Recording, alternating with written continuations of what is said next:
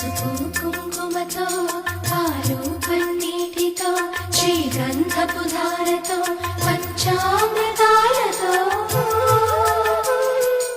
అంగాంగం తడుపుతూ దోషాలను కడుగుతూ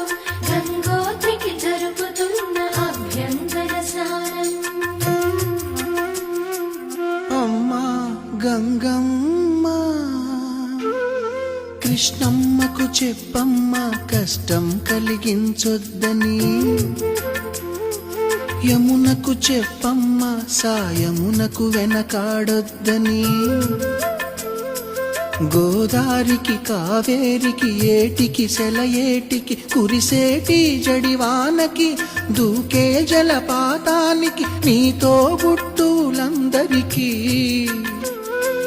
చెప్పమ్మా మా